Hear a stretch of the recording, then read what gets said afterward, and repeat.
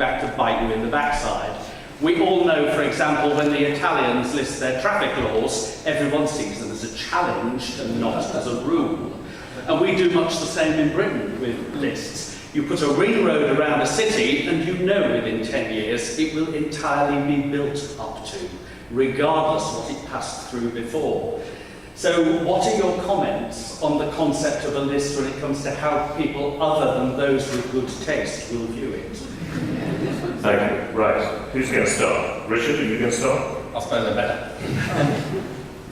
I think a list for me was something to inform my thinking when a proposal came across my desk of, is it one of the ones that I'm going to fight really hard for? So I don't know if I got further than thinking, why than that? But I think I would say there are a number of interiors that were restored at my street that I really do not worry at all about because they have disappeared. And I think it's actually quite helpful to say to churches in that point, well, that's not one of the reasons it's important. You needn't worry about that particular one. Dale? I'm going to please Roger terribly by saying we already have a list. It's called the National Heritage List for England. And it's given grades to these buildings, and I certainly agree that we wouldn't want to create more lists, but like Richard, in my area, I also have a kind of list in my head of the various regional architects who worked, which I know which are the better buildings, which, you know, if you work in an area for a long time, you know that. But yes, I think we perhaps might want to keep those lists to ourselves rather than having them shared or curated more widely. Matthew? Okay, any other questions, comments? Yes, absolutely. You need a microphone, right?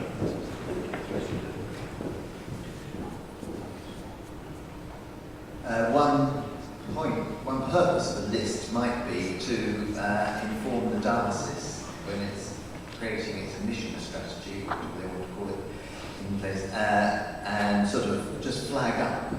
Actually, this one is going to be quite difficult because how can you condemn a community who's sort of got going on their church suddenly coming up against major opposition? I take your point out about the list. But as we all know, there are great ones and there are great ones, and there are things in sources, of course, in individual churches. So that's where such a list might, or such an indication, perhaps not a hard list, but an indication to the diocese of where really important things are in the view of the historic England would be helpful. That's interesting because in this room there are 4 or possibly 5 support officers that I've worked with, 3 in the diocese, 4 because I'm going to include Stoke over there, in the Diocese of Lincoln and 1 in the Diocese of Peterborough. And one of the things we do in order to steer that post is to kind of create a list of what we think are priorities for both historic England and the diocese.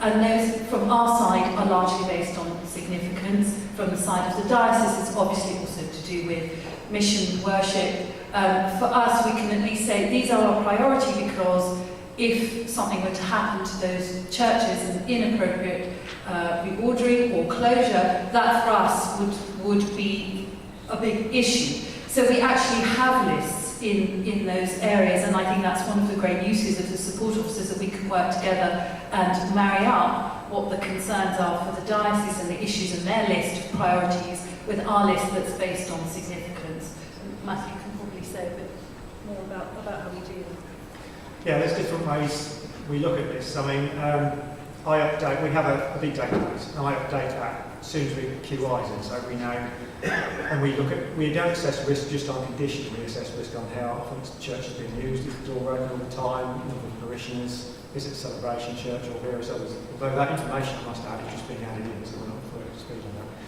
But yes, our risk is assessed on all of those factors, so having lists on different areas and bits and pieces is also very helpful for us to steer us in the right directions. Thank you. Richard, you want to add to that? Or? I think I like the idea of actually being more open about a wide list of things that we really care about, and I can see the worry about a blacklist, because I think flagging up things that we really care about at an early stage makes everyone's lives much easier. Thanks. Now we have one or two other questions. Yeah. So just yeah. Sorry, just a very quick follow-on on the point about blacklist and grey list and white list. For those dioceses who are looking at things more strategically, perhaps with a view to church planting, they could also do with a green list, which is the easy wins. It's very difficult to convince bishops and others that we need to consider historic significance in choosing which churches might be targets for example, a church plant, and actually be very helpful in diverting people to the easier buildings. I think I wouldn't be misrepresenting some of the things that were said to say that lone church congregations are bad for historic churches. So let's help them, give them the helping hand in the right direction. Thank you. You want to comment on that? Richard? Sounds like a good idea to me. I mean, something we found in the southeast is Holy Trinity Brockton planting out. Often they've chosen really special buildings, and we've gritted our teeth and said, well, we're going to have to accept quite a high level of harm here, because that looks like the only future of building as a place of worship. Question, yeah. Thanks so much.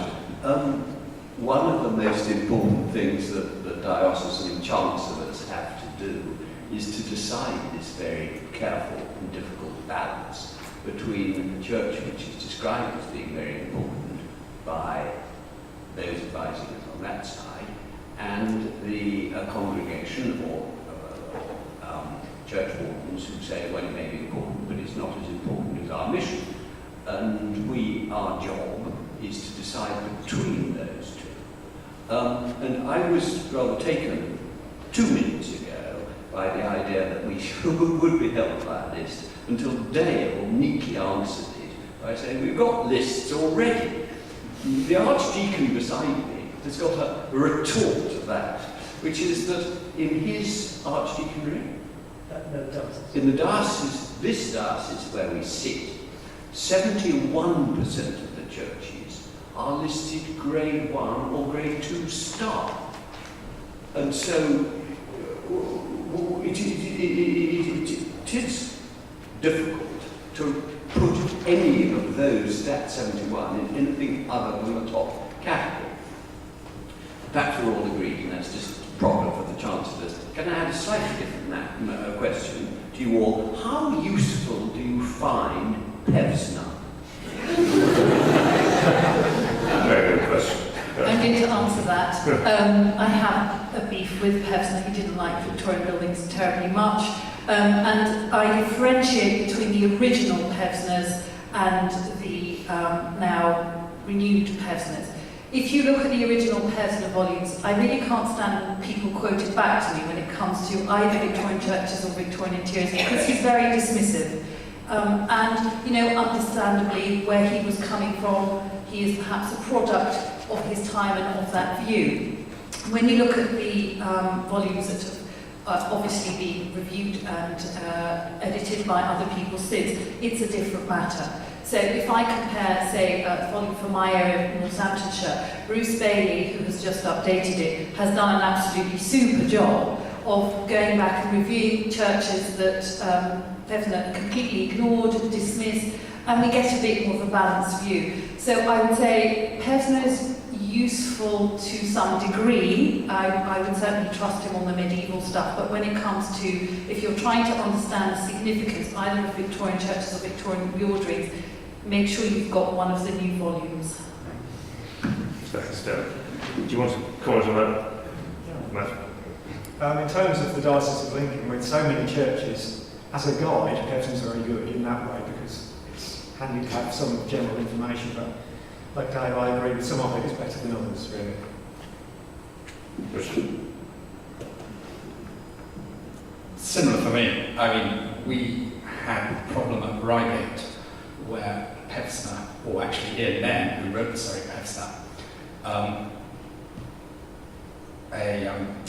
wrote that the screen was very bad and Victorian. It wasn't. It was medieval.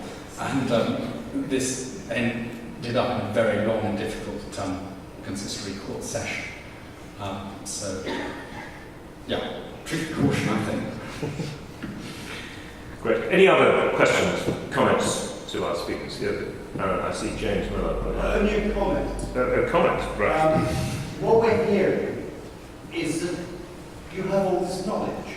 But when it comes to it, and it comes to it where there's a moment where a church wants to take a view on what it's going to do with its building, this knowledge always comes forth, and you're told your Peats by street is actually wonderful and of course you can't touch it. What we need to have is an education from you back to the churches, not at the time when these moments of stress turn up, so that they appreciate what they've got and look after what they've got and understand when they go forward to want to change what it is they're about to take on. Because it's remarkable that here we have 2 people on this, well, 3 people on this panel, who have really in-depth knowledge of 3 significant 19th century architects. And I understand why you want to put your list to yourselves, because it is subjective. But nevertheless, the amount of information you have which you can pull out, it's all very well to say Pevsner didn't get it right. Well, now it's your turn. Come out and tell us what we've got in our churches and make us appreciate it even more. Not our job. That's not what we are here to do. We have a specific, we as individuals, and I have to say, I certainly am not just here as an Inspector of Historic England. The knowledge that I have was gained through many years of research and study, some of which I've published. We then acquire knowledge as inspectors by working in the patch and getting to know the buildings. There are other sides of our organisation, other people out there whose role it is to amass information and educate. There's quite a few of them in this room. We have a very specific task, which is to bring that knowledge together and present it in a way through our advice and our letters that will help parishes to manage change, and that's our job description. So we are in a way more limited by our job, and I think both Richard and I are talking here today in a capacity beyond what we do in the everyday, and because we're interested and we've studied and we've gone and done some extra work. It is very difficult when you have a job that takes up all your time just going through the churn of stuff that is changing, to actually have the time and give talks and do all the other stuff. We try very hard, but there are other bits. Certainly there might be other people here from Historic England who can comment on our role in promoting and propagating information. So I think that's possibly not a question. Well, let me just come in here as a chairman of Historic England, and our role is to champion the historic environment and to promote understanding and knowledge of the historic fabric of this country. And within our organisation, we have the most extraordinary group of people who have enormous expertise and considerable dedication and real passion. But what I have to tell you is that since 2010, this organisation has sustained a cut of 45% in real terms from government, which has meant that our wonderful people are under enormous pressure to fulfil the vast range of responsibilities which they have to cope with. Now, I completely buy what you say, James. I would love to see the voice of Historic England much more widely trumpeting what we know and celebrating this extraordinary knowledge that we've got.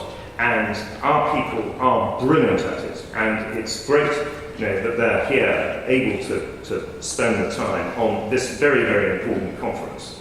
But they have to prioritise. And one of the things that I want to do is try and ensure that we get additional funding, whether from government or from other sources, in order to be able to raise the voice. That's why I said in my opening remarks, the name Historic England is going to be heard more over the next few months and years. I'm determined that's the case, but we need to have the support in order to do that from funding. And it doesn't help when the government cuts us, as it has again in the spending review, by a small amount, but still by an amount. Anyway, other hands are now raised by that. So why don't... sorry, yes, Matthew, you want to just chip in. In terms of the Historic Churches Support Officer, and speaking on behalf of Lincolnshire, but I'm sure I'm speaking on behalf of other colleagues in different dioceses as well, part of the job, we're partly funded by Historic England, of course, part of the job is actually going out to talk to parishes prior to doing projects, to actually go around the church with them, talk to them, tell them what's special, what's significant about their buildings. One of the first things Ben and I usually tell them before they're actually thinking of getting involved in the nuts and bolts of the project is write a statement of significance. Actually look around your church, look at the different bits, what makes that church special. Get them to think of the church in that way first. They will understand the building much better, its history and its place within the rural locality or wherever it happens to be. They then have a much better understanding of their building before they go in for funding for the HLF or whoever else. So we can't do talks every week or anything like that, but we do go out to see churches and go through that with them. So that addresses some of that at least. And that's very important. We're very keen to keep our support officer programme going. And indeed, the Bishop John was saying to me just how valuable it is in Worcestershire, his diocese. You've got a hand raised. You've had a hand raised permanently, gentleman with a red tie. I've got the microphone. Oh, sorry, you've got the microphone. So you have. While I've got it. Tom, I now work for the Church Buildings Council, previously with the Victorian Society. I just want to put in a quick word for the Church of England and the work that it's doing at the national level, because actually I think that there is a great recognition that there needs to be education in the significance of church buildings for those who use churches and for the wider public. And indeed for clergy, we have many people know about church care. That's the sort of central hub for guidance on the maintenance and sort of conservation of church buildings. We have the Church Heritage Record, which is a new initiative just launched, which is a sort of a web-based, again, sort of central resource for gathering information on the significance of church buildings. That's publicly available. And the new website, Church Days, which is about encouraging sort of church tourism and visits from people who wouldn't otherwise go into churches. There's the banner over there in the corner that you may have noticed. In addition to running kind of clergy training days to actually try and help incumbents deal with the pressures of having a number of listed buildings on their hands. So I think your point is certainly very well taken. If I could say one other thing in response to Richard, which I really very much enjoyed the talk. I think it's very illuminating. And I think in respect to these sort of white lists, I think where it's really helpful is on the point of Victorian reorderings. Because I think that, travelling around both with the Vixock and now, I think there is a sense that where it is a good kind of Victorian new build, there is a sense to develop that these are often good buildings that are worth keeping. When it's a Victorian interior of a medieval building, often there is no value ascribed to that whatsoever.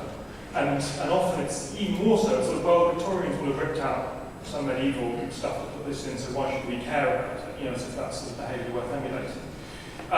So I think a clearer sense of the relative significance of Victorian interiors in medieval buildings, so that the significance isn't always a kind of zero-sum game where the medieval stuff is up here and the Victorian stuff is down here, would be really very helpful indeed.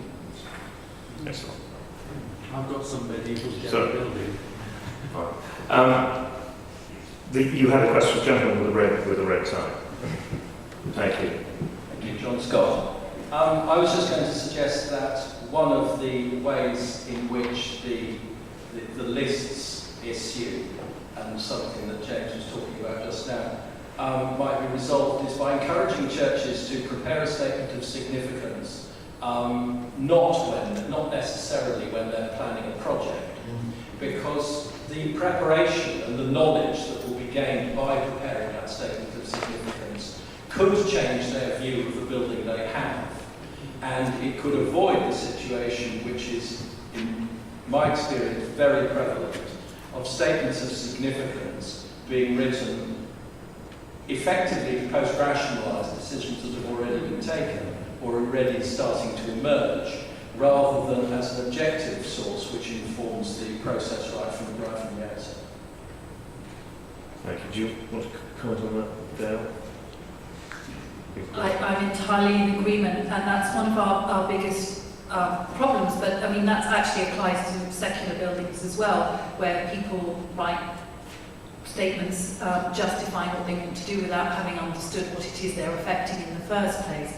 And I think it is very important, and the process of understanding what you've got is actually should be the starting point. You know, I don't think any of us have shown a slide of Historic England's heritage cycle. How remiss of us. You know, you have to start with understanding, or you can't value and, you know, you can't appreciate and you can't impact on.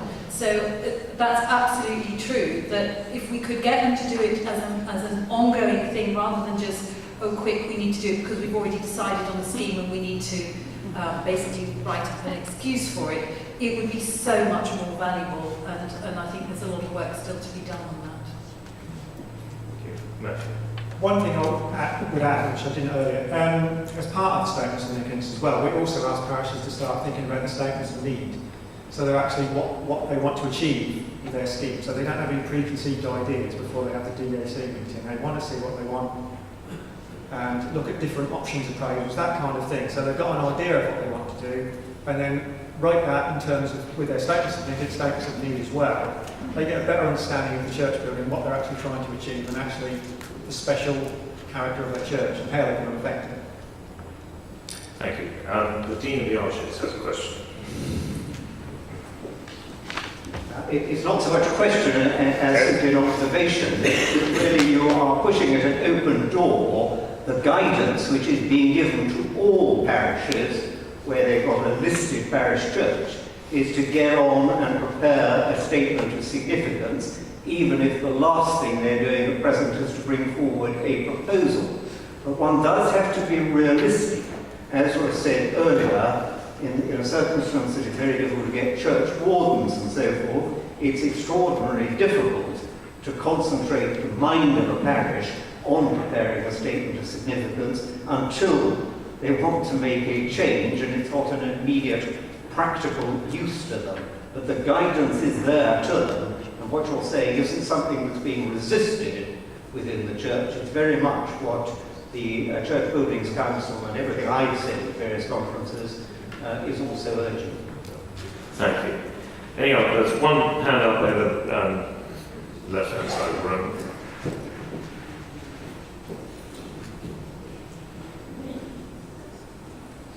Chris Costello from the Victorian Society.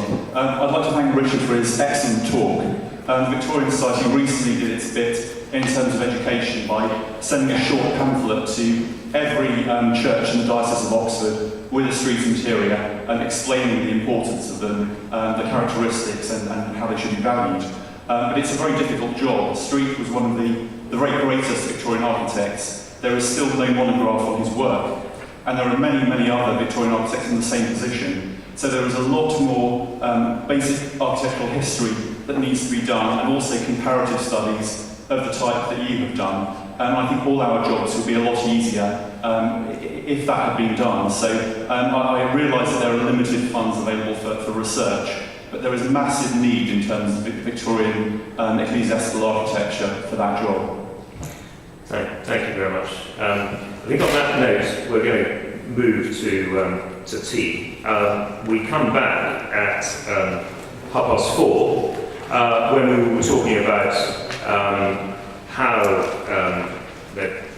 these church interiors and buildings cope with challenges from 21st century changes, and we'll also be talking about changes in the 20th century, and we're talking about 20th century churches. So thank you very much. I would encourage you to write comments on the boards here or next door, but I'd particularly like you just to thank our three speakers who